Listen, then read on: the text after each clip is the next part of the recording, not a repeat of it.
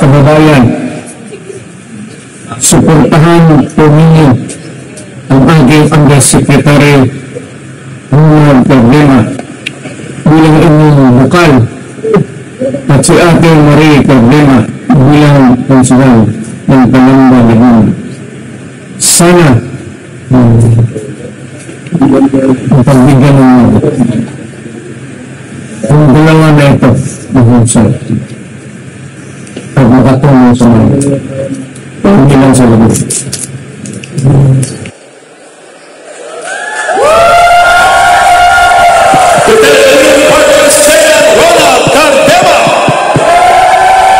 Magandang gabi po sa inyong lahat. Welcome po dito sa amin sa Calamba City. Ako po si Chairman Ronald Cardema ng Duterte Youth Party List, ang kaisa-isang party list sa Kongreso na lumalaban sa mga makakaliwang grupo, ang kaisa-isang party list sa Kongreso na nagbabalik ng death penalty para sa mga durugista, kriminal at NPA na terorista, ang party list na bumoto para ma-retain ang SMNI channel ng aming kaibigan, Pastor Apollo Kibuloy. At kahit nagbalimbingan na lahat ng kongresista sa bansa, sa 300 na kongresista, nag-iisa lamang doon ang nagtanggol kay Pangulong Rodrigo Duterte nung siya ipinatawag at pinahirapan. Ang inyong Duterte Youth Party List lamang po ang nagtanggol kay Pangulong Rodrigo Duterte. Alam nyo, sa dami ng mga senador at kongresista na natulungan ng Pangulong Rodrigo Duterte, ngayon, karamihan ay nagbalimbingan na. Pero bakit ang inyong Duterte Youth Party List ay patuloy na naninindigan at hindi bumabalimbing? Dahil alam namin, ang sambayan ng Pilipino, ang milyong-milyong mga Pilipino ay hindi babalimbing kay Rodrigo Duterte at kay Sara Duterte. Masabi ko sa inyo, si Pastor Apollo Kibuloy at ang SMNI Channel, sila lamang ang tumulong kay Pangulong Bongbong Marcos nung kampanya nung 2021-2022, kaya isa-isang channel.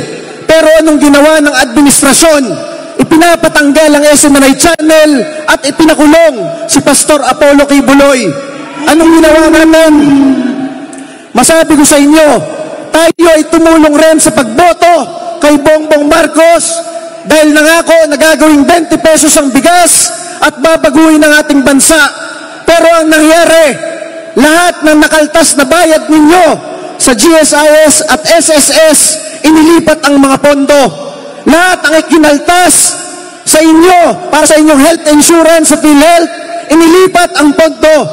Yung mga naipon na ginto ng Bangko Sentral ng Pilipinas, ibinenta sa pambansang market ng bentahan ng ginto. At mas dumami ang mga kriminal at durugista ngayon sa ating bansa. Kaya masabi ko sa inyo, tayo ay nabutol ng Administrasyong Marcos. Pero ang pinakamalaking pambubutol dyan na hindi natin mapapatawad ay nung in-impeach ng 240 na kongresista na walang utang na loob, si Vice President Sara Duterte. Kaya ang panawagan ng inyong Duterte Youth Party List, tandaan ninyo ang pagmumukha ng 240 na kongresista na iyan na walang utang na loob kay Pangulong Rodrigo Duterte at kay Vice President Sara Duterte. Dahil kung wala silang utang na loob sa mga pinuno ng bansa na tumulong sa kanila, mas lalong wala silang utang na loob sa ating mga ordinaryong Pilipino. Kaya masabi ko sa inyo, ngayong 2025 ay simula ng paghihigante ng sambayan na Pilipino sa pambubutol na ginawa sa atin. Ang panawagan ng inyong Duterte Youth Party List, huwag nyo iboto yung 240 na kinatawan na yan mula dito sa Calamba, sa probinsya ng Laguna at sa buong bansa.